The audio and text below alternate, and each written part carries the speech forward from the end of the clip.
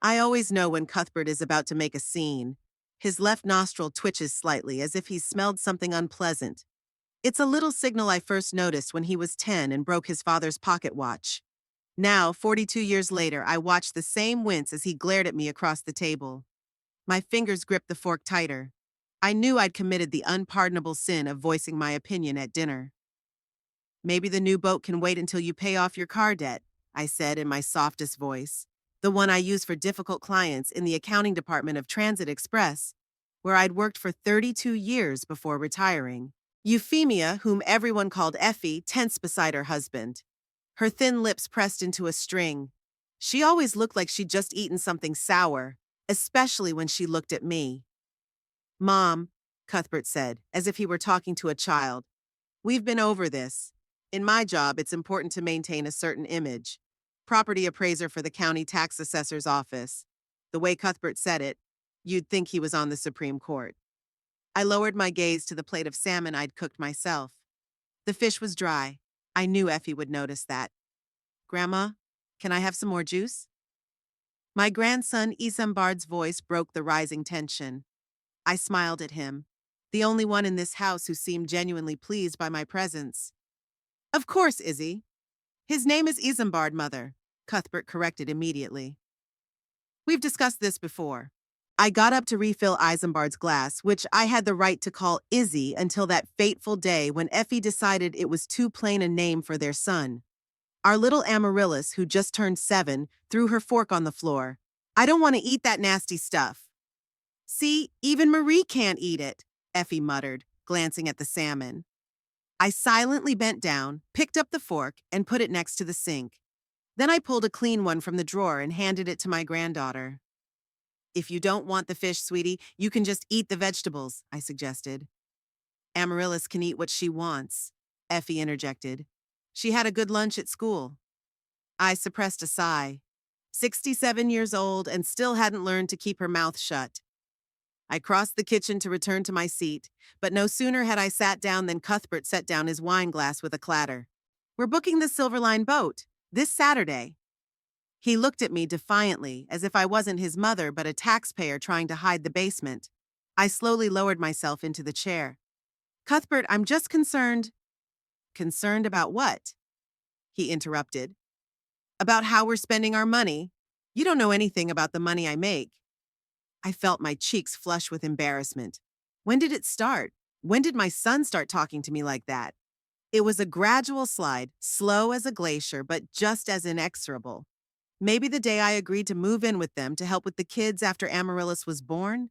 Or even earlier, when I signed the papers on the house, sitting in the realtor's small office, knowing Cuthbert had been turned down for a mortgage 3 times and determined to keep his pride intact by letting him think the bank had finally agreed? 12 years ago. 12 years in which he didn't know his mother was the real owner of the house he lives in. Those oysters look delicious, the banker said as Cuthbert, Effie, and I celebrated the approval of his mortgage at the coastal restaurant. Cuthbert looked so proud, ordering the most expensive champagne even though he was still up to his eyeballs in debt. Yeah, I think they finally saw my potential, he told the banker, his golfing buddy, who had no idea that the paperwork had already been reissued in my name and Cuthbert's bank wasn't even involved in the deal. You know, when you finally get what you deserve, it's a special feeling. All it took was almost all of my savings, accumulated over a lifetime spent over ledgers, tracking down cents for other people's businesses. But I did it gladly. After all, isn't that what mothers are for? Mom? Cuthbert's voice brought me back to the present. Are you even listening to me? I'm sorry, honey, I blinked. What did you say? He sighed with exaggerated patience. I was saying that we need you to watch the kids next weekend. Effie and I have a business trip to the coast. Business trip. I knew what it really meant. He and Effie were going to a coastal resort where Cuthbert was trying to impress people he thought were important. People he thought could help him get the promotion he'd been talking about for 3 years now. Sure, I said. I'd be happy to spend time with Isambard and Amaryllis. And make sure Isambard does his science project, Effie added without lifting her eyes from the phone. Last time we came back, nothing got done. Because your son had a temperature of 39, I wanted to say. Because I'd spent 2 days applying cold compresses to his forehead and reassuring him that he wasn't dying while you weren't answering my texts from the resort. But I didn't say that. Instead, I nodded and began to gather up the plates. Leave them, Effie said. The cleaner will come tomorrow. It's not hard for me to clean, I countered, knowing that if the plates were left, the smell of salmon would spread throughout the kitchen by morning. Mom, Cuthbert's voice became harsh. Effie said to leave them.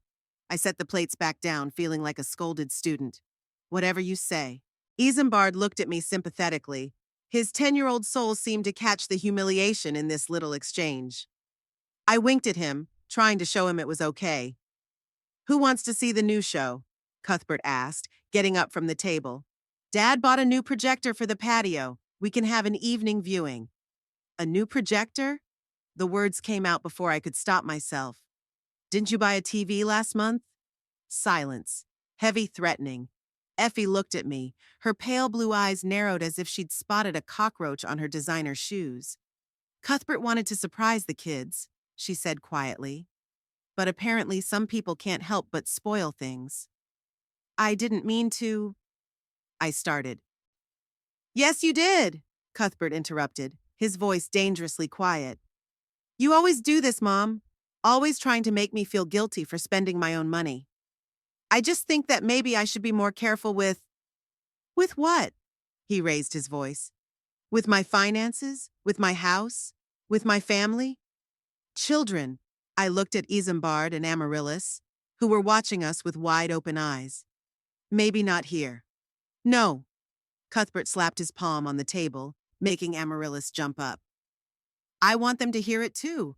I want them to know that their father works like hell to provide for this family while their grandmother, who lives here for free, is constantly counting every penny I spend. I don't count. You do! His face turned red. You always did. Don't buy that toy, Cuthbert. It's too expensive. Don't go to that college, Cuthbert. It's too expensive. Don't take out that loan, Cuthbert. It's like you've spent your whole life trying to stop me from having something good. His words hit me like a slap in the face. It took my breath away. I've always wanted the best for you. The best? He snorted.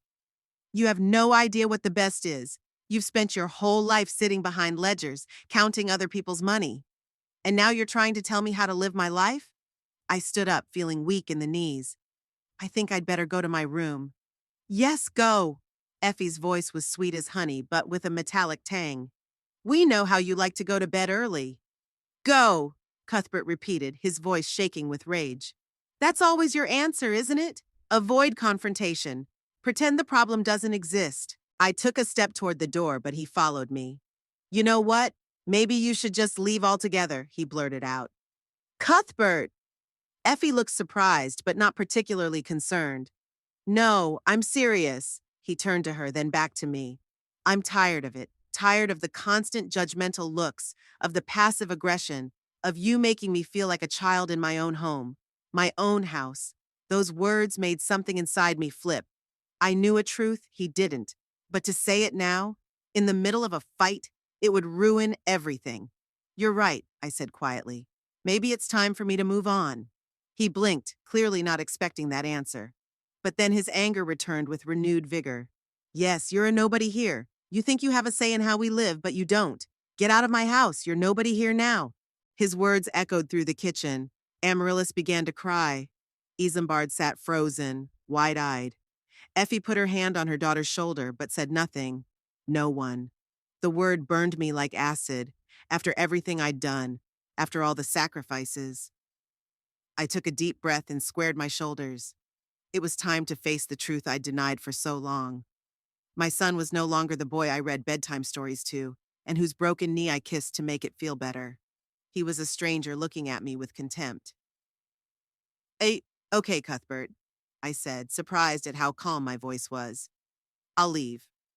He blinked again, as if he hadn't expected me to agree so easily. Over the years, he'd gotten used to me giving in, smoothing things over, forgiving.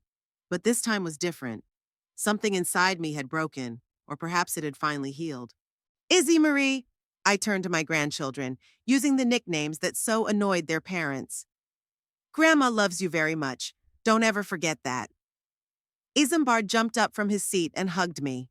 I pulled him against me, inhaling the smell of his shampoo and that special scent that only he had. Don't go, Grandma, he whispered. Sometimes we need to leave to find ourselves, I answered quietly. It's going to be okay. I pulled away and looked at Amaryllis, who was hiding behind her mother. I love you too, Marie. Be a good girl. Then I turned and went to my room, a small bedroom near the back of the house that Effie called the guest room, even though I'd lived in it for 5 years. I didn't waste time crying or regretting. Instead, I methodically gathered my belongings, clothes, photographs, a few books and personal papers. Packed them into 2 suitcases and 1 box. When I returned to the living room, Cuthbert was sitting on the couch, staring into his phone as if nothing had happened. Effie was putting the kids to bed. I called a cab, I said. It'll be here in 15 minutes. Cuthbert looked up, and for a moment I saw something in his eyes. Not remorse, but maybe surprised that I was really leaving. Where are you going to go? He asked, not moving from his seat. I have a place, I replied. Another secret I kept. The small apartment I'd rented out all these years, keeping it as a backup. It's like a part of me always knew that one day this day would come. You don't need to be dramatic. His tone became condescending. Stay until morning. Find a normal place. No thanks. I shook my head. I think you're right. I should get going. We stood in awkward silence until we heard the sound of a car pull up. That's my cab. I picked up my suitcases. Do you need help? He asked reluctantly, not getting up from the couch. No, I can manage, I replied, though the suitcases were heavy for my 67-year-old arms. Goodbye, Cuthbert. I walked out the front door without looking back. The cab driver helped me with my luggage, and soon we were driving through the streets of Taylorsville, past neat houses with mowed lawns and 2-car garages. As we turned the corner, I allowed myself a single tear. Not from grief, but from relief. For 12 years I'd lived a lie, pretending the house was Cuthbert's, maintaining the illusion of his success. Now that lie, like so many others, would be behind me. There was a time for truth, but not today. Today I would simply walk away with quiet dignity, taking only what belonged to me. And in a month, everything would change. The keys to the apartment at number 38 Southview Avenue had been in my coat pocket for the past 5 years. I touched them every day like a talisman, a reminder that I always had an emergency exit. Now, standing in front of the familiar green door, I used them for the first time for their intended purpose. The apartment greeted me with the smell of lemon cleaner and light dust. The last tenants, a young couple of medics, had moved out 3 weeks ago, and I'd already done a thorough cleaning, not knowing why. Now I did. My footsteps echoed in the empty living room. The furniture was minimalist sofa I'd bought on sale 10 years ago, a coffee table, a lamp, shelves for books. Everything practical, nothing superfluous, just like my whole life. I set the suitcases down on the floor and walked over to the window. It overlooked a small park with a lonely bench and 3 maple trees. Nothing spectacular, but it was my space, just mine.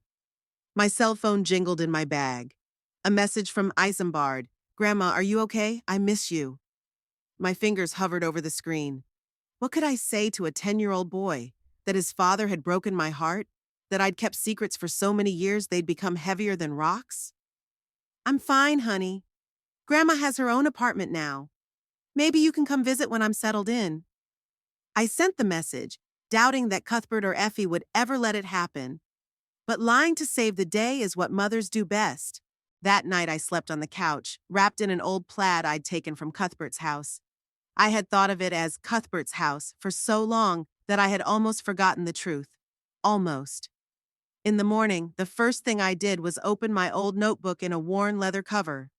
On the K page was a single entry, Clive Atwood, attorney at law, with a phone number I hadn't dialed in 12 years. Mr. Atwood's office, how can I help you? There was a woman's voice in the receiver. Good morning. My name is Hepzibah Nutsbull. I need to make an appointment to see Mr. Atwood about the title to the property. Of course, Mrs. Nutsbull. Mr. Atwood will be able to see you Friday morning at 10 o'clock. Would that be all right with you? Yes, thank you. Friday was 2 days away. 2 days to decide if I was ready to do what I should have done a long time ago. I spent those days organizing my apartment. I bought groceries, linens, a few plants, the little things that make a space a home. No one called except Isambard, who sent short messages when, in his words, Mom and Dad didn't see. Not a word from Cuthbert. I wasn't surprised. My son has always been a master at avoiding uncomfortable situations. Thursday night, Trixie called. "Where have you been?" Her voice sounded concerned. "I called your house, but Effie said you'd decided to live on your own. What's going on?" Trixie Hammond had been a friend of mine since we worked together in the accounting department at Transit Express. She was the only person who knew most of my secrets, but not all of them. "Can you make it?" I asked. I needed some advice. An hour later, we were sitting at my kitchen table, sipping tea from the old china cups I'd brought with me. "So he kicked you out?" Trixie shook her head, her gray curls bouncing in time with her movements. "After all you've done for him." "He doesn't know what I've done," I replied quietly.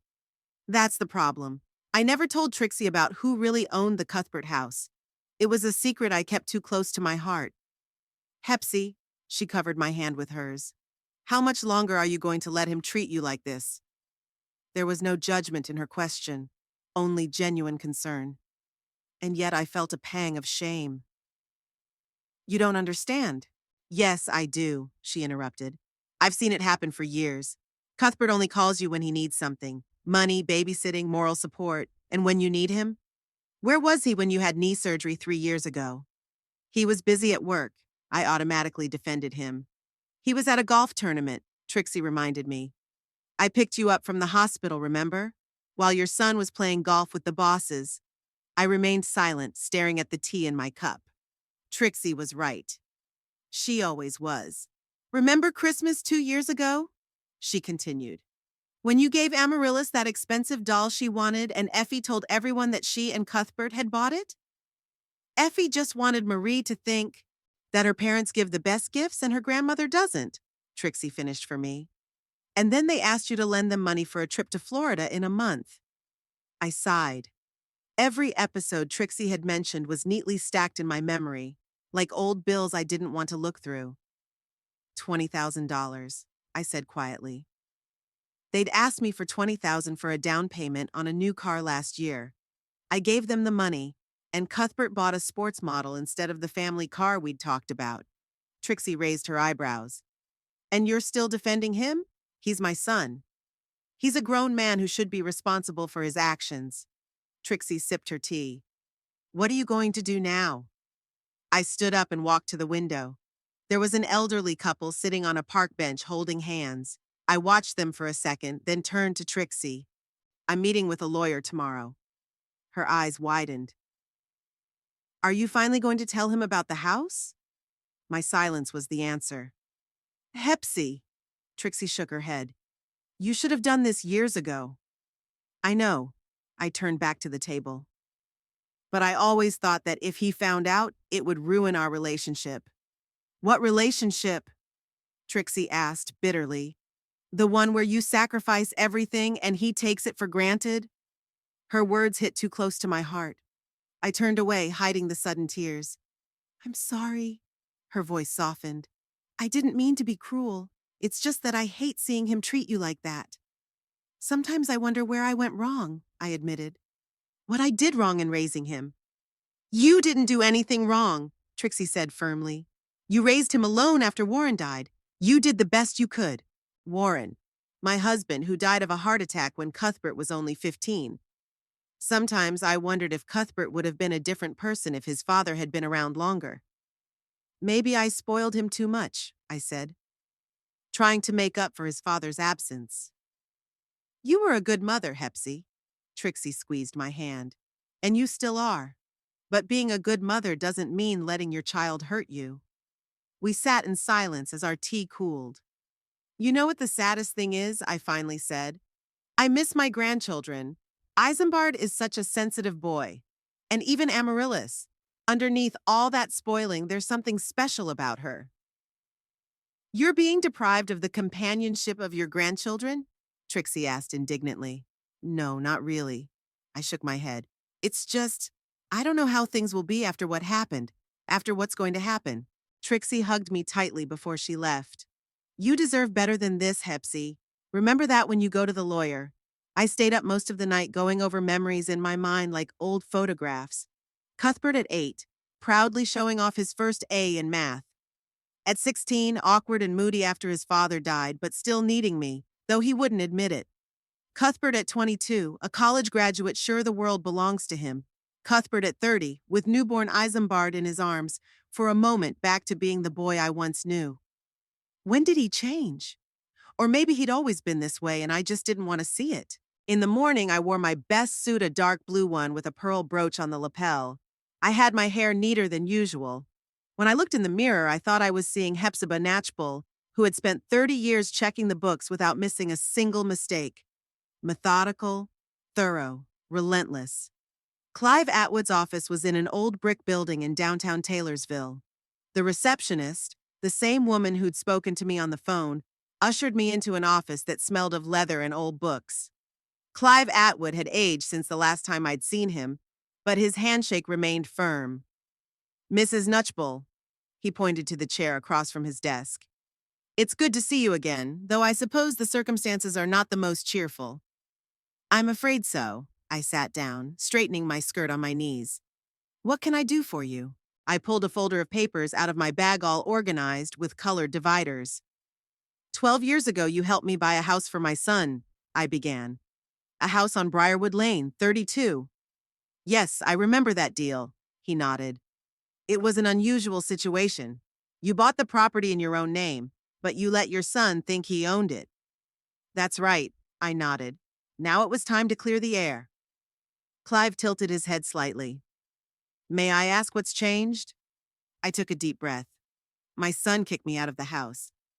I expected to be surprised, but Clive just nodded, as if he'd heard similar stories 1,000 times. Maybe he had. I see. And you want to assert your claim to the property? Yes. I opened the folder. It's all here. The deed, tax returns, utility bills, insurance. I'd paid for everything over the years. Clive looked through the documents, nodding occasionally. Everything's in perfect order, Mrs. Natchbull. Legally, the house belongs to you, always has.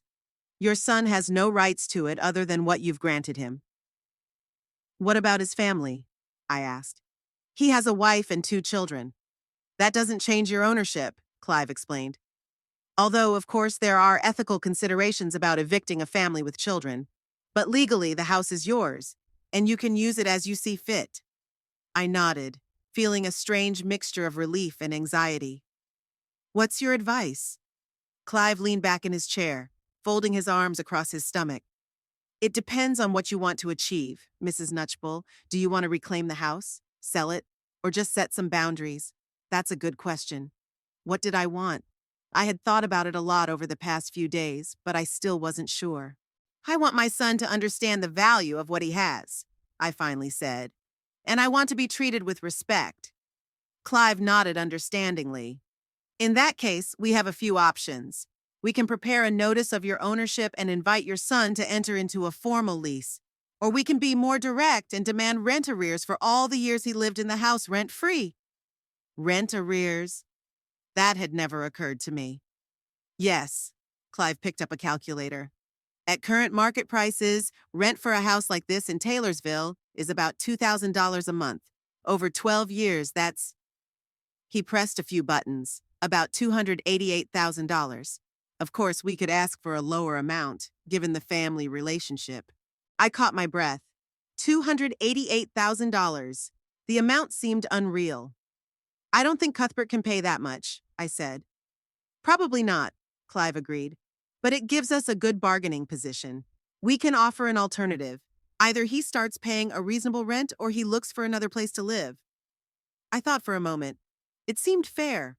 After all I ever wanted was fairness. There's another point to consider, Clive continued. Over the years, your son may have taken out loans against the house, thinking it was his property. If so, it could create further legal complications. I felt like I'd been splashed with cold water. Cuthbert and his constant financial ventures. Of course he could have done it. How can we verify it? I can request information from the lien registry, Clive replied. It's standard procedure. He made a note in his notebook. What do you want to do next, Mrs. Natchbull? I looked at the papers on the table. 12 years of silence. 12 years of letting Cuthbert think he had it all to himself. Prepare all the necessary paperwork, I said firmly. I want my title officially confirmed, and I want a lease drawn up with a reasonable rent. Clive nodded. And about the arrears? I thought for a moment. Include that in the paperwork, but as an option. I'm not sure I'll insist on it. Okay, Clive made another note. I'll have everything ready within the week.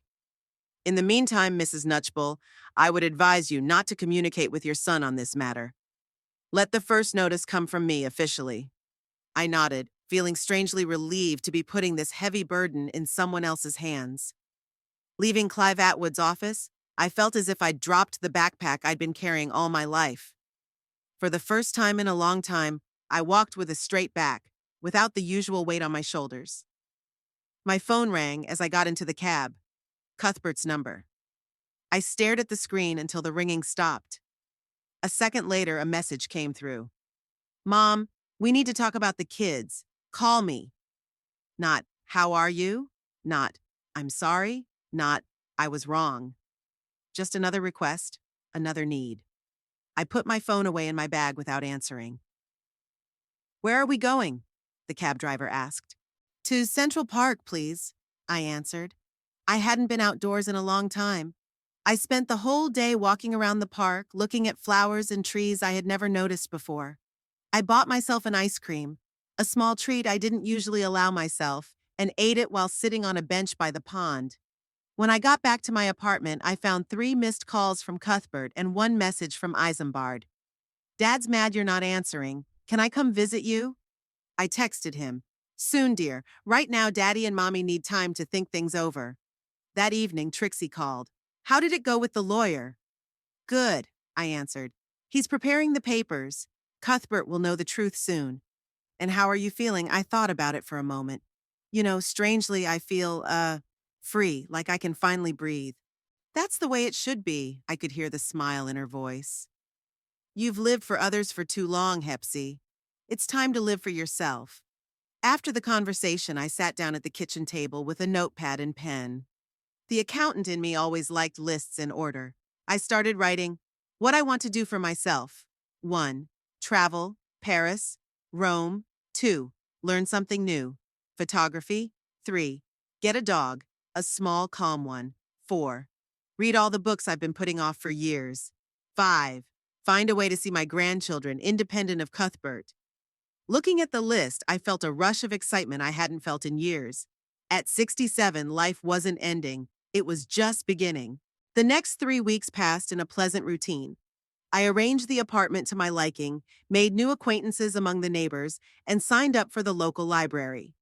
Cuthbert kept calling, persistently at first, then less and less frequently. I answered briefly and matter-of-factly, never mentioning the house.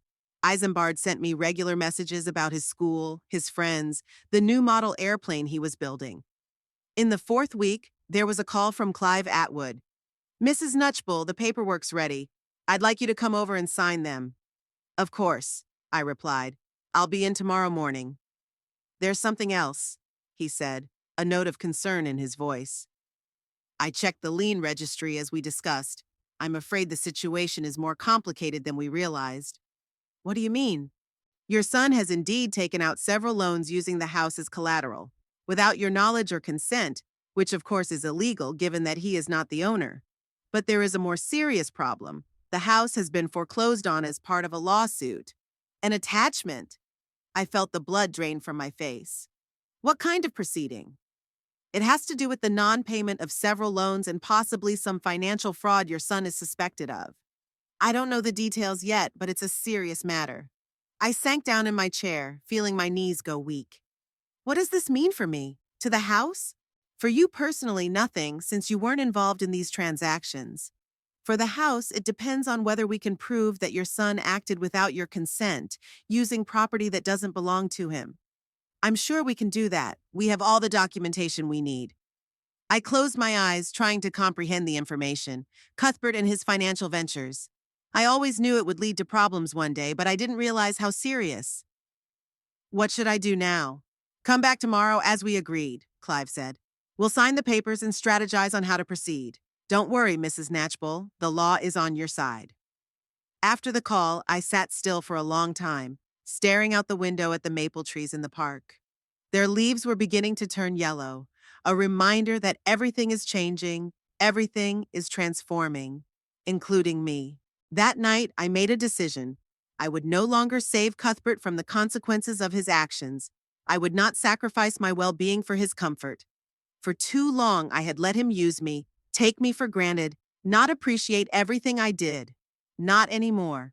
It was time for Hepzibah Natchbull to stand up for herself. The next morning, I signed all the paperwork in Clive Atwood's office. An official notice of my ownership of the house. An application to collect 12 years' rent arrears. Documents proving that Cuthbert had acted without my knowledge or consent in using the house as collateral. When would he find out? I asked, putting the last signature. The notice will be delivered tomorrow, Clive replied. Be prepared for a call from him right after that. I nodded, feeling strangely calm. The calm of someone who'd finally decided to act rather than react. I'll be ready. Thursday morning started with an unexpected call. I didn't recognize the number, but I answered, an old habit developed from years of working in accounting where every call could be important. Mrs. Natchbull? The voice on the other end of the line was female, formal. My name is Priscilla Gaines. I'm the secretary to the principal of Riverbank High School. We're having a little problem with Isambard. My heart sank. Is something wrong? Is he okay? Physically, he's fine, Priscilla hastened to assure me. But this morning he came to school upset. He burst into tears during class. When the school counselor talked to him, Isambard said he wanted to see you. We called his parents, but we couldn't get through. I was already looking for the keys to the apartment. I'll be there in 20 minutes. 30 minutes later, I was sitting in the school counselor's office, holding the hand of a crying Isambard. His freckled face was pale and swollen with tears. Grandma, they fight all the time, he whispered when the counselor came out to give us a few minutes alone. Daddy yells at Mommy. Mommy yells at Daddy. Last night she threw a vase at him. I stroked his head, feeling my heart clench. What are they fighting about, Izzy? His blue eyes filled with new tears. It's about money. It's always about money. Dad says we're broke and Mom says it's all his fault. He sniffles. And then some people call the house and Daddy yells at them. He says they're after him. And then the letter came yesterday. And then it got really bad. I took a tissue out of my bag and wiped his cheeks. I'm sorry, honey. Grown-ups can be stupid sometimes. I want to live with you, he said suddenly, squeezing my hand tighter. Can I live with you? His words broke my heart. How could I explain the complexity of the situation to a 10-year-old boy? It's not easy now, Izzy, but I promise I'll always be there for you when you need me. I kissed him on the forehead. Now let's get you cleaned up and back to class. Studying is very important. After I made sure Isambard had calmed down and returned to class, I called Trixie. Have you heard anything about Cuthbert? I asked when we met at the cafe across the street from the school. Trixie pressed her lips together. Only rumors. Georgina from the garden club lives 2 houses down from them. Says she saw people in suits with briefcases coming over last week. And her husband Harvey was playing golf with Phil Donnelly. You remember Phil? He works at the IRS with Cuthbert. Trixie, I interrupted her, knowing how she likes to stretch stories. What's wrong? She leaned closer, lowering her voice. They say Cuthbert's been suspended, some kind of internal investigation, something to do with real estate appraisals. I felt the blood drain from my face. An investigation? You think he's... I don't think anything, Trixie said quickly. It's just a rumor. But you know Cuthbert. He's always been a little ambitious. A mild way of saying my son has always strived to get more than he deserved and faster than he earned it. After my meeting with Trixie, I decided to walk around downtown Taylorsville, trying to organize my thoughts. As I passed the Prestige Motors car dealership, I saw a familiar figure. Cuthbert was standing next to his sports car, talking loudly to the salon manager. Even from 50 meters away, it was obvious that the conversation was not pleasant. Cuthbert waved his hands, his face flushed, and the manager shook his head with an implacable expression. I quickly crossed to the other side of the street, not wanting Cuthbert to notice me. But out of the corner of my eye, I saw him slam his fist on the hood of his car in a rage, then get into it and drive off, tires shrieking. Trying to sell the car or haggling for a delayed payment. Either way, it didn't bode well. That evening, I got a strange text from Effie. Isambard can sleep over at your place this weekend? Not a please, not a if it's not too much trouble, not even a hello. Just a demand disguised as a question. Typical Effie. But this time, behind her abruptness, I sensed desperation. Of course, I replied. I can pick him up from school on Friday. What about Amaryllis? She'll go to my mother's. So the kids are being sent away from home. The situation was clearly getting worse. Friday afternoon, I was waiting at the school gate when the bell rang. Isambard ran out first, his face brightening when he saw me. He was followed by the teacher with a concerned expression on her face. Mrs. Nutsbull, may I see you for a moment? I sent Isambard to wait on the bench and approached the teacher. I'm Miss Pratt, Isambard's class teacher, she said, extending her hand. I'm a little concerned. His grades have dropped dramatically in the last 2 weeks, and he's not doing his homework. It's not like him at all. It's a difficult situation at home right now, I said gently. I'll try to work with him on his homework this weekend. One more thing, Miss Pratt added. Payment for the school field trip and cafeteria lunches didn't come in this week. I tried to contact Isambard's parents, but with no luck. I felt myself blush with shame for my son. How much do you need? She named the amount, and I immediately wrote a check, feeling a mixture of anger at Cuthbert and pity for Isambard. The boy shouldn't have to suffer because of his parents' irresponsibility. The weekend with Isambard was both joyful and unsettling. I cooked his favorite meals, helped him with his homework, and we even went to the movies. But behind his ostensible cheerfulness, I could see anxiety. As we sat at the kitchen table on Sunday night coloring his new model airplane, he suddenly asked, Grandma, are we going to lose our house? The question caught me off guard. What makes you think that, Izzy? He lowered his tassel, looking at his hands. I heard Daddy tell Mommy that we might lose the house. And then Mom cried and screamed that it was all because of his stupid investments. He looked at me with unchildlike seriousness. What is an investment? I took a deep breath, searching for words. Investments are when people invest money, hoping to get more money in the future, but sometimes they lose what they invested instead. Like gambling? He asked, too perceptive for his 10 years. Sometimes it's very similar, I admitted, especially if the person isn't very careful. Daddy was talking about some stock that was supposed to go up, but instead it went down. Isambard furrowed his brow. Also about a startup that failed, and the cryptocurrency. I held back a sigh. Cuthbert was always looking for quick ways to get rich, refusing to believe that real wealth was built slowly, brick by brick. As impatient as he was as a child, when he couldn't wait for the glue on his model airplanes to dry and they would fall apart in his hands. Don't worry about the house, Izzy, I said, though inside I was shrinking with worry. The adults will take care of those problems. He nodded, but I could see that my words didn't convince him. Monday morning, when I brought Isambard to school, he hugged me tightly, not wanting to let go. I don't want to go home after school, he whispered. Can I come to your place again? You need to be with your parents, Izzy, I said softly, but you can always call me if you need anything. Later that day, I ran into Effie at the supermarket. She looked exhausted, with dark circles under her eyes and lifeless hair. When she spotted me, she tried to walk away into another aisle, but I intercepted her. Effie, wait. How are you? Isambard's very worried. She pressed her lips together, but her usual coldness was undermined by clear signs of stress. It's all right. Just temporary difficulties. If you need help, we don't need your help, she cut off. But then her shoulders slumped. Cuthbert will fix it. He always does. There was no confidence in her voice, only the tired hope of a woman who had believed in empty promises for too long. What happened at his job? I asked cautiously. Effie jerked as if struck by a blow. Nothing, just a misunderstanding. They'll bring him back as soon as they've sorted it out. She glanced at her watch. I've got to go. She quickly departed, leaving me with a basket full of questions and concerns. The next day, I received an unexpected visitor.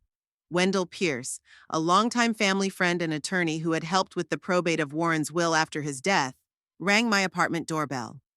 Hepzibah. He looked awkward, shuffling from foot to foot in the doorway. I apologized for the unexpected visit.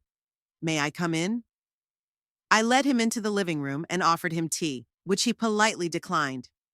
I'm here unofficially, he began as we sat down, as a friend of the family. The thing is, I heard about Cuthbert's problems. What kind of problems? I asked, though I already had a rough idea of the answer. Wendell sighed, running a hand through his thinning hair. He's under investigation, Hepzibah.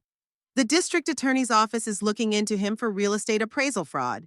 It's suspected that he's been undervaluing certain clients in exchange for compensation. I closed my eyes. Bribes. My son took bribes. How serious is it? Serious enough, Wendell said softly but directly. If the allegations stick, he could face not only job loss but criminal prosecution. Maybe even jail time. Oh my God, I breathed. What about his finances? Disaster, by the looks of it. Wendell shook his head. Credit card debt, unpaid bills, late mortgage payments. Mortgage? I asked, feeling my stomach clench. Cuthbert couldn't have a mortgage on a house he didn't own. Unless… Yes, Wendell nodded. I understand he's remortgaged the house several times over the years. First for repairs, then for some investment, then just to pay off other debts. He used the house as collateral, my house, without my knowledge or consent. Wendell, I said, trying to stay calm. The house on Briarwood Lane, 32. It doesn't belong to Cuthbert. Wendell frowned. What do you mean? I bought that house 12 years ago, in my own name. Cuthbert never owned it. Wendell's face turned pale. Are you sure? I stood up and pulled a folder of papers from the Secretary A copy of the ones I'd given Clive Atwood. Here's the bill of sale. Here are the tax returns for the last 12 years. I own the house outright. Wendell looked through the documents, his eyebrows rising higher with each page. Hepzibah, this changes everything, he said at last. If Cuthbert was mortgaging property that didn't belong to him, it's fraud, a serious crime. I sank back down onto the couch, feeling dizzy. What am I going to do? You need a good lawyer, Wendell said firmly. Someone who specializes in real estate and fraud. I can recommend a few names. I already have a lawyer, I replied. Clive Atwood. He helped me with the purchase of the house and is now preparing the documents to clarify the situation. Wendell nodded. Good. Atwood's a good choice. But you need to act fast, Hepzibah. If the house gets seized as part of an investigation or the lenders start foreclosure proceedings, things are going to get a lot more complicated. After Wendell left, I immediately called Clive Atwood with the new information. He confirmed what I already knew. The situation was serious, but my title should be protected if I could prove that I had not authorized Cuthbert to take these actions. 3 days later, my phone rang late at night. Trixie's name popped up on the screen. Did you hear that? She asked without greeting, her voice strained. About what? There's been a foreclosure on Cuthbert's house, just now. The police and some men in suits are there right now. Georgina called me 5 minutes ago. She can see everything from her window. I felt the world slowing down. Arrest? You mean, the official notice of seizure of property, Trixie confirmed. Georgina says they nailed some paper to the door and sealed the entrance. Cuthbert yelled at them, and Effie took the kids into the backyard. Oh my God, I whispered. What am I going to do? Nothing, Trixie said firmly. You don't have to save him this time, Hepsi. He's a grown man who's made some serious mistakes. I knew she was right. But that didn't stop the pain spilling into my chest. Despite everything, Cuthbert was still my son, and Isambard and Amaryllis didn't deserve this chaos. Call your lawyer, Trixie advised. Let him handle the legal side of things. After talking to Trixie, I immediately called Clive Atwood, leaving a message on his answering machine. Then I called Isambard, but the phone was disconnected. I left a message asking him to call back when he could and assuring him that everything would be fine. I spent the night awake, staring at the ceiling and imagining the confused faces of my grandchildren. Despite all the hurt, I couldn't help but worry about them. About Cuthbert, too, though part of me wanted him to finally face the consequences of his actions. At 2 in the morning, my phone rang again. This time, it was Cuthbert's name on the screen. I hesitated, looking at the vibrating phone. Part of me wanted to ignore the call, to let him experience at least some of the despair I felt when he kicked me out of the house. But I couldn't. Even now, after everything, I couldn't. "Hello?" I answered, keeping my voice steady. "Mom!" Cuthbert's voice sounded broken, shaking with a panic I hadn't heard since he was a little boy. "Mom, I need your help. They've foreclosed on the house. They're saying that I committed fraud. Effie's hysterical. The kids are scared. I don't know what to do." I closed my eyes, feeling a strange mixture of pain and determination. "What exactly do you want me to do, Cuthbert?" "I don't know." His voice trailed off. "Money? Can you lend me money or talk to someone? You've always had connections at the bank. Maybe they can do something, or we could stay at your place until things settle down." Typical Cuthbert, asking without offering anything in return, not even apologizing for the way he'd treated me. I took a deep breath. "I'm afraid I can't help you this time, Cuthbert." "What?" His voice went from pleading to incredulity in an instant. "What do you mean? You're my mother. You have to help." "No, Cuthbert Weiss," I said firmly. "I don't have to, and I won't. Not this time." But what do we do? Where do we go?" There was desperation in his voice. "Mom, please, if not for me, then for the children." It was a low blow, and he knew it, using my grandchildren against me. "Cuthbert," I said calmly, surprised at my own firmness. "Do you remember what you said to me the night I left? You said I was a nobody in your house and that I had to get out."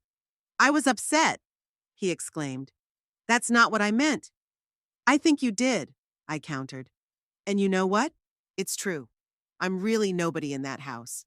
Because it's not your house, Cuthbert." There was a long pause. "What do you mean?" His voice became quiet, wary. "The house belongs to me," I said simply. "It always had. I bought it 12 years ago and let you think you got a mortgage to keep your pride intact." Another pause, even longer this time. "You're lying," he finally said, but there was no confidence in his voice. "You're just trying to get back at me." "Check the papers, Cuthbert. Real papers, not the fake ones you must have forged to get the loans. The house at 32 Briarwood Lane is registered in the name of Hepzibah Elizabeth Nutsbull." "No." His breathing quickened. "No, that's impossible. I would have known." "You only knew what you wanted to know," I replied. "As always." "That means—" His voice shook. "Does that mean the house can't be confiscated? Does it mean we're safe?" I shook my head, though he couldn't see it. "It means you used property you didn't own as collateral. That's fraud, Cuthbert, and it only makes your situation more difficult." "Oh my God," he seemed to start choking. "Oh God, I didn't know. I swear I didn't know."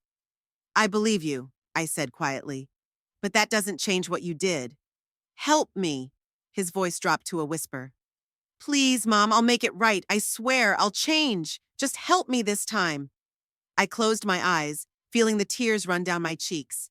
How many times had I heard those promises? How many times have I believed them? "I can't save you from the consequences of your actions, Cuthbert," I said. "Not this time." "What are you going to do?" There was real fear in his voice. "I will protect my property," I replied. "And I will see to the welfare of Isambard and Amaryllis. And what happens to you, that is up to you."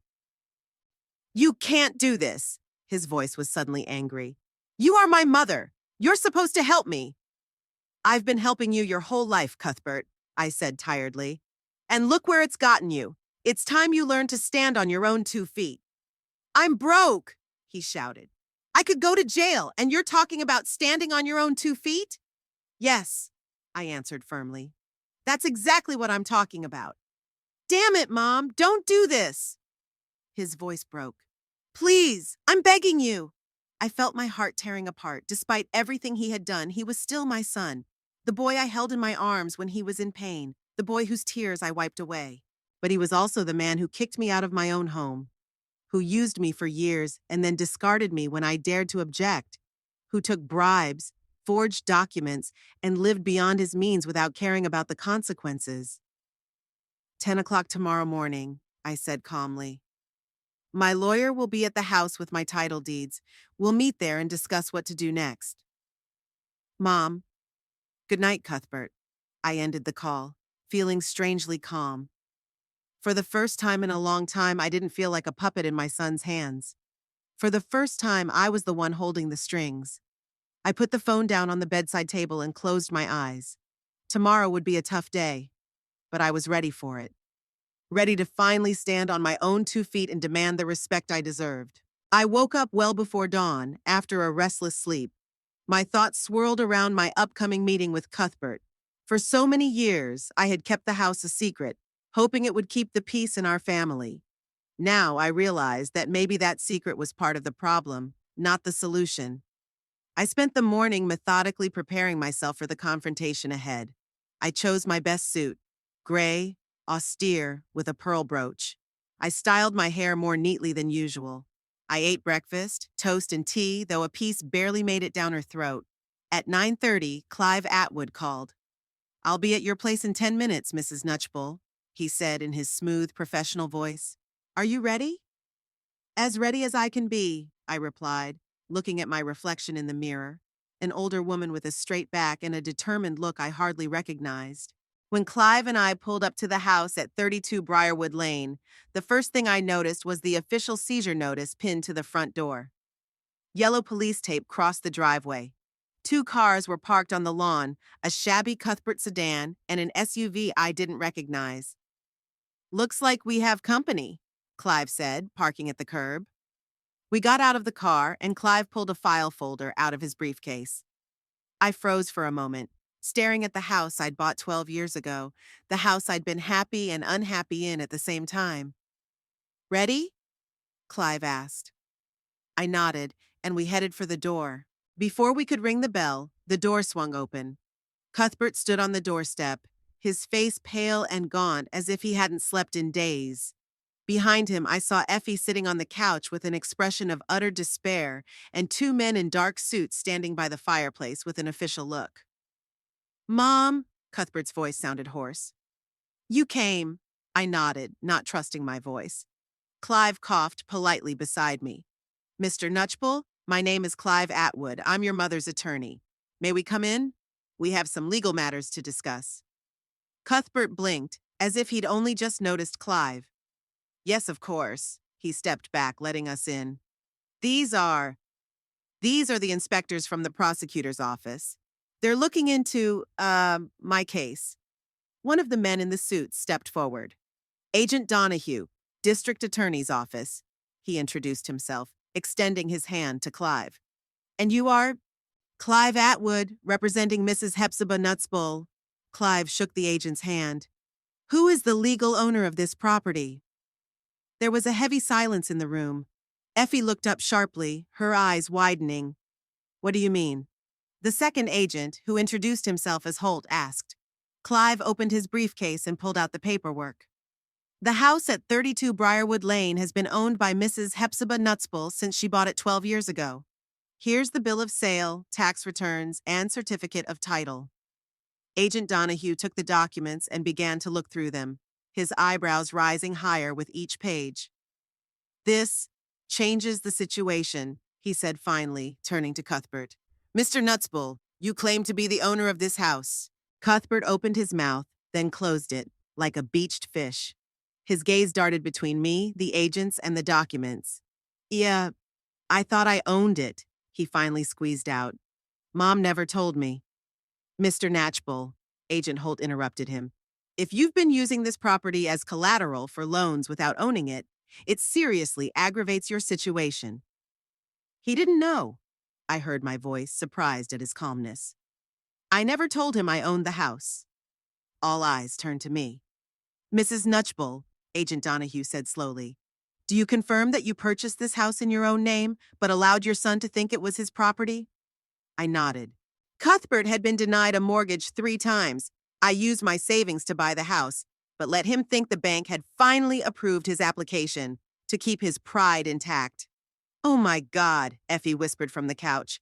"All this time?" And the recent events? Agent Holt asked. Were you aware that your son was using this house as collateral for loans? No, I shook my head. I only found out a few days ago when my attorney checked the lien registry. The agents looked at each other. Mr. Nutchbull, Agent Donahue said, turning to Cuthbert. It looks like real estate fraud is now being added to the corruption and bribery charges. I didn't know that, Cuthbert shouted, his face reddening. I swear I thought the house was mine. How could I have known? Clive cleared his throat carefully. Gentlemen, perhaps we should sit down and discuss this situation more calmly.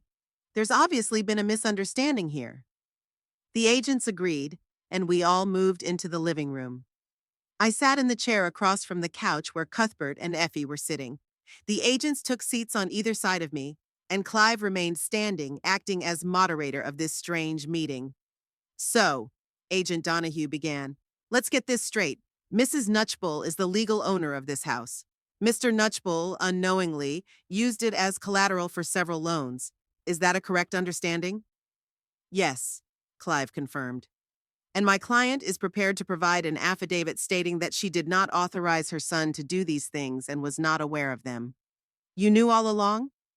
Cuthbert's voice was quiet, but it was filled with rage. All these years you let me think this was my home? I looked him in the eye. Yes, Cuthbert. I knew it. Why? His voice trailed off.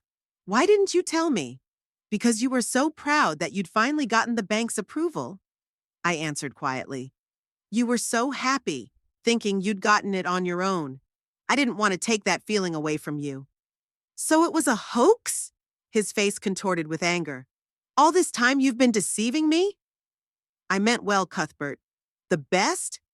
He jumped to his feet. You let me think I owned the house, and now that I'm in trouble, suddenly it turns out to be your house? Is this your way of getting back at me? Mr. Nutchbull, Agent Holt intervened. Please sit down. Cuthbert sank back down onto the couch, his body vibrating with tension. Mrs. Nutchbull, Agent Donahue continued, what are your intentions regarding this property? I looked at Clive, who nodded encouragingly. I want to keep my property, I said firmly, but I also want to make sure my grandchildren don't end up on the street. I see, the agent nodded. In that case, the property seizure on this house should be lifted because the property doesn't belong to the subject of the investigation. Fine, Effie intervened for the first time in the entire meeting. Then we can stay here. I turned to her, feeling the anger that had been building up inside me for years. In my house, Effie? In the house of a woman you'd spent years harassing, treating like a servant, kicking out a month ago? Her face has gone pale. We didn't know it was yours. And if we had, would you have treated me differently? I asked, surprised at my own bluntness. Respect depends on who owns the walls? Effie lowered her gaze, unable to find an answer. Ah, Mom! Cuthbert stepped forward, his tone suddenly soft, pleading. I understand that you're upset. I was wrong to tell you to leave. I'm sorry about that. But this isn't the time for a family fight. We could lose everything. I could go to jail. Please help us. I looked at him, this grown man who was suddenly a scared boy again when he was in trouble. Part of me wanted to hug him, to protect him like I always did. But the other part, the stronger part, knew this had to end. I'll help you, Cuthbert, I said calmly. But not in the same way as before, not by turning a blind eye to your mistakes, not by solving your problems for you. What does that mean? His voice shook. It means you'll face the consequences of your actions. If you took bribes, if you forged documents, you'll answer for it.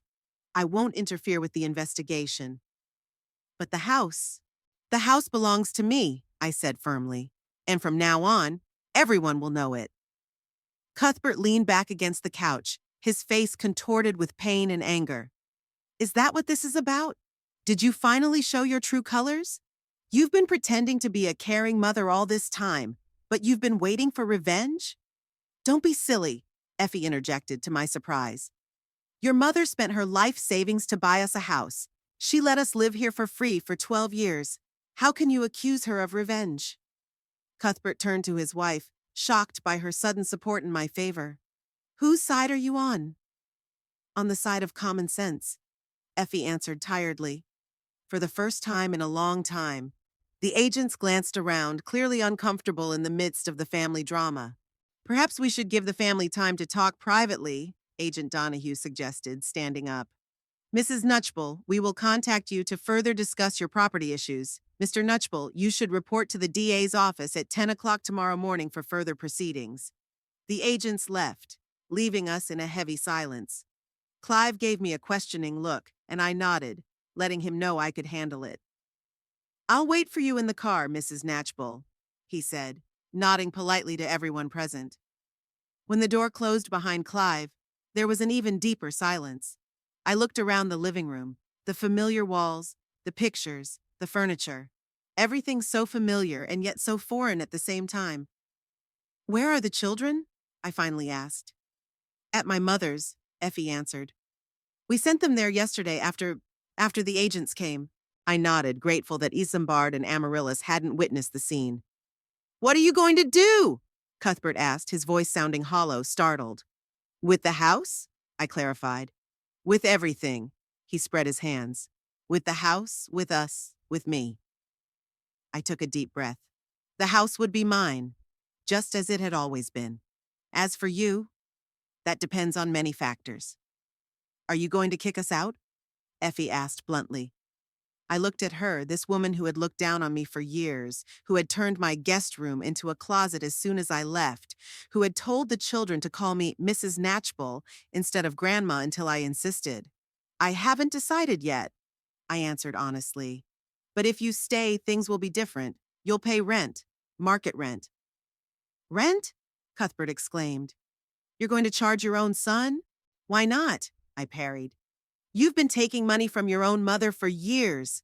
Remember that $20,000 I gave you last year for the family car? The one that turned into a sports car just for you? Cuthbert looked away, unable to bear my gaze. That's different. Why? I asked. Because you're my son? And I'm just your mother who has to sacrifice everything for you, expecting nothing in return?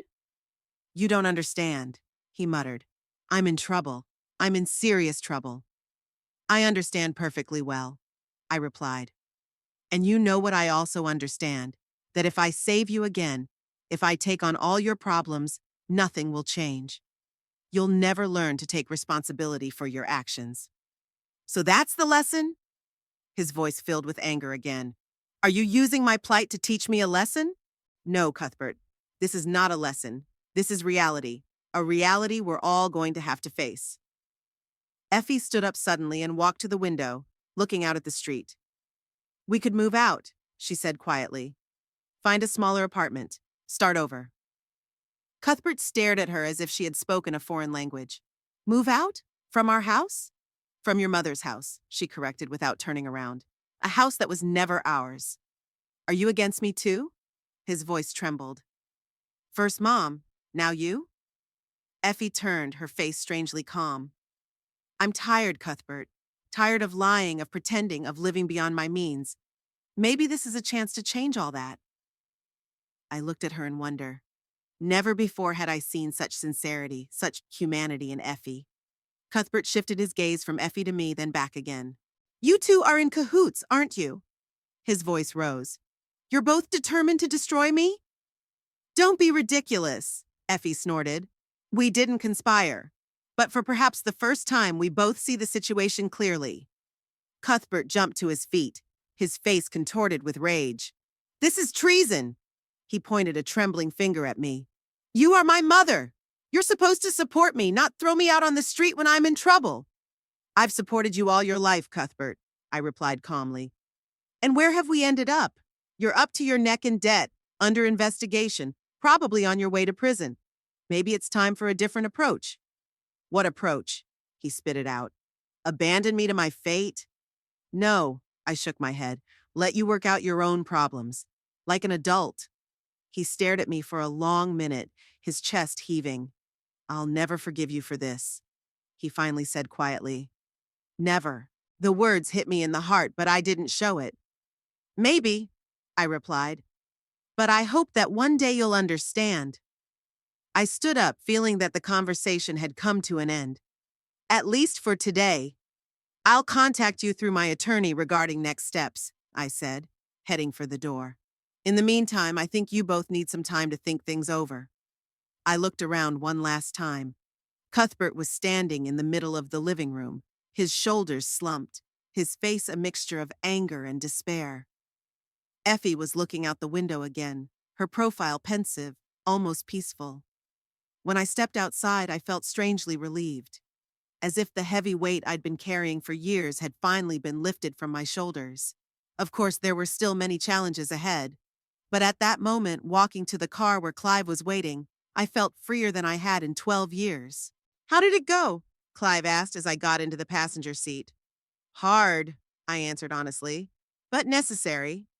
He nodded understandingly. What do you want to do next, Mrs. Natchbull? I looked at the house, my home, thinking of all the possibilities that were now open to me. I want to move forward, I said, to finally move forward. 3 days later, I was sitting in Clive Atwood's office, going through the paperwork he had prepared. The lease, the formal notice of ownership, the letter demanding payment of arrears, all the paperwork had been drafted with impeccable legal precision. Is everything all right, Mrs. Natchbull? Clive asked, noticing that I was lingering over the page with the rent calculation. Yes, I answered, though the amount $2,300 a month made me cringe a little. Is that really the market rate? A little lower, Clive nodded. Given the size of the house and the neighborhood, we could have asked $3,000. But I thought, under the circumstances... No, you're right. I signed the document with a decisive movement. The market rate should be the market rate. Clive nodded approvingly. When do you want to meet your son and his wife? Tomorrow. I folded my hands in my lap. The sooner the better.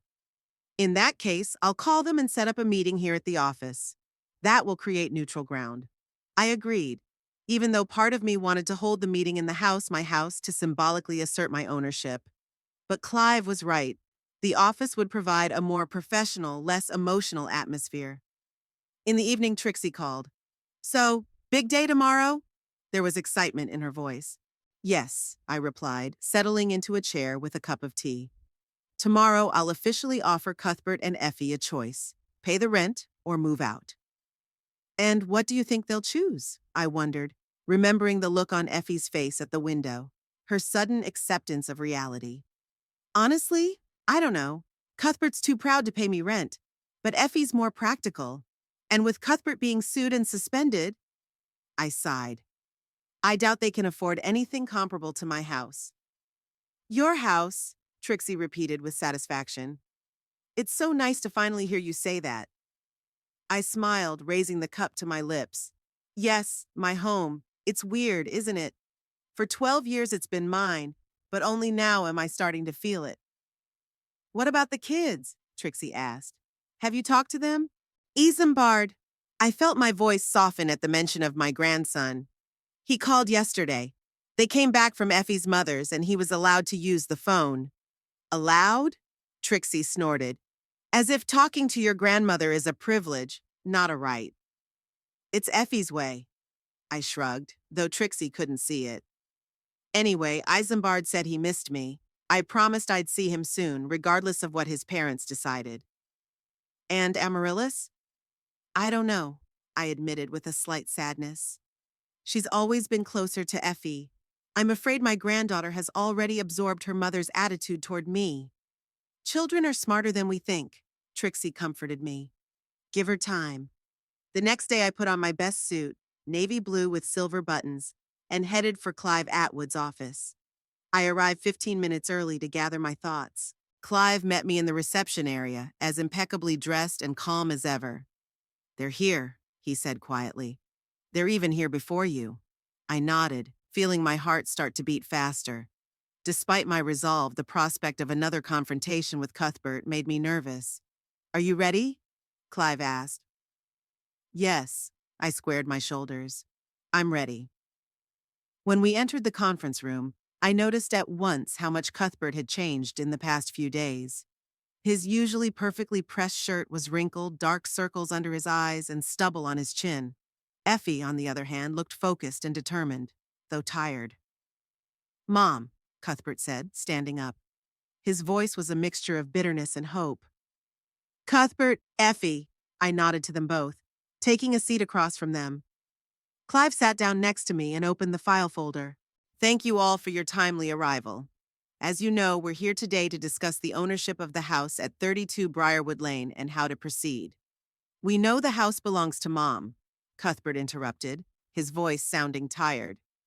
There's no need to explain it to us again. Very well, Clive continued nonchalantly.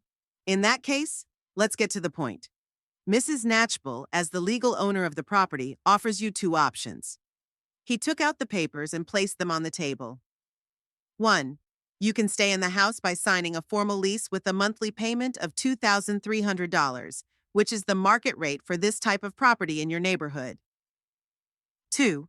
You can vacate the premises within 30 days of signing the agreement. Effie took the documents and began to look through them, while Cuthbert sat with his arms crossed over his chest and a look of deafening stubbornness on his face. 2.5 options, I said suddenly. Clive turned to me in surprise. Mrs. Knatchbull? There's another half option. I looked directly at Cuthbert. If you decide to move out, I'd be willing to help with the down payment on a new place. Within reason, of course. It wasn't planned, but I figured it was a fair compromise. After all, I didn't want to leave my grandchildren homeless. Effie lifted her eyes from the papers, and I saw a glimmer of gratitude in them. It's generous offer, she said cautiously. Generous? Cuthbert snorted. She kicks us out of our house and calls it generous? This isn't your home, Mr. Knatchbull, Clive reminded her gently. It never was. I raised my children there! Cuthbert pounded his fist on the table. 12 years! 12 years this house was our home! By the grace of your mother, Effie said, not looking up from the papers. Who let us live there for free all that time? Cuthbert stared at his wife, clearly not expecting such a betrayal. Whose side are you taking? The side of reality, Cuthbert, Effie replied tiredly. Your mother owns the house. She has the right to demand rent, or ask us to move out. I looked at Effie with a new respect. In the last few days, she seemed to have undergone a transformation from an arrogant daughter-in-law to a realistic, practical woman. Do you need time to think about your options? Clive asked. Effie and Cuthbert exchanged glances. No, Effie said after a pause. I think we already know what we need to do. She put the papers back on the table and turned to me. We're moving out, she said simply, within 30 days, as stated in the agreement. Cuthbert flinched, but didn't object. His shoulders slumped, as if he'd finally given up. Are you sure? Clive asked. Perhaps you should discuss it in private. We already did, Effie replied. Last night, after the Cuthbert hearing, I looked at my son questioningly. Probation, he mumbled, not looking up. 2 years and a fine. A big fine. I'm sorry, I said, and it was true. Despite everything that had happened, I didn't want my son to suffer. You don't need to be sorry, Mom. Cuthbert's voice was hollow. You were right. I created this situation myself. Effie squeezed his hand. We'll start over, she said with unexpected tenderness. We'll find a smaller apartment. I'll go back to work full-time at the insurance company. We'll be fine.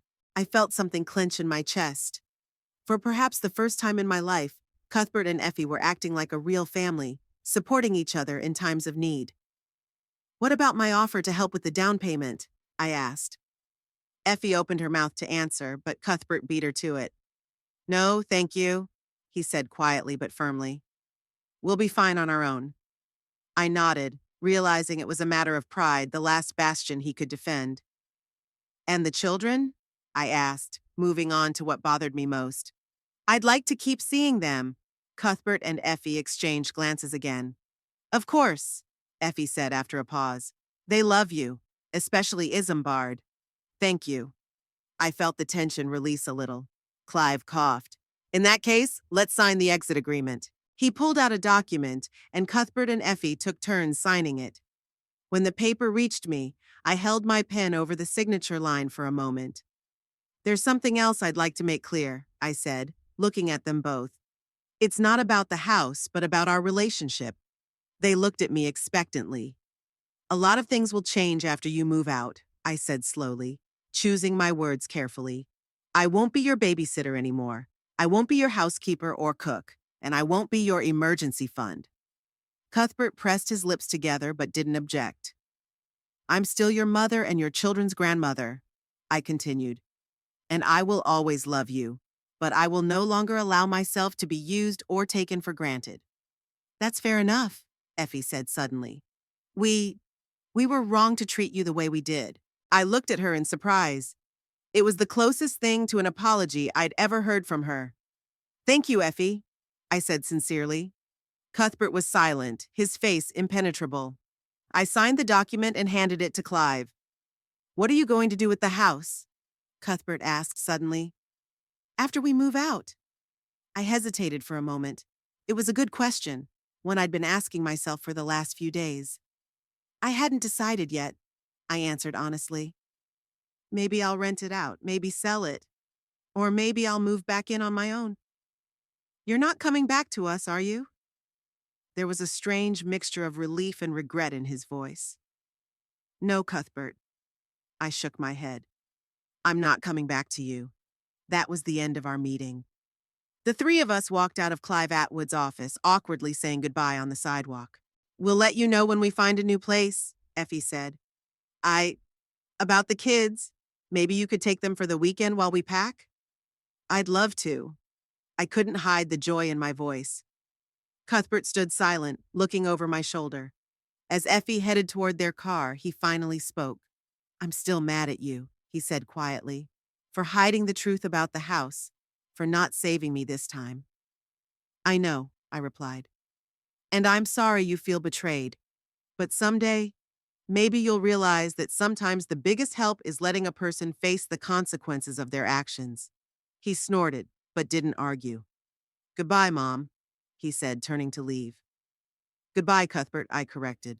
Not goodbye. He didn't answer, just walked to the car where Effie was waiting. I watched them drive away, feeling a strange mixture of sadness and relief. Something was over today. Not just 12 years of lying about the house, but decades of unhealthy relationships where I'd always given more than I'd gotten. Back in my apartment, I immediately noticed the blinking light on my answering machine. 5 messages, all from Cuthbert, left last night. I didn't bother listening to them. Instead, I deleted them one by one, freeing my memory and my mind for new endeavors.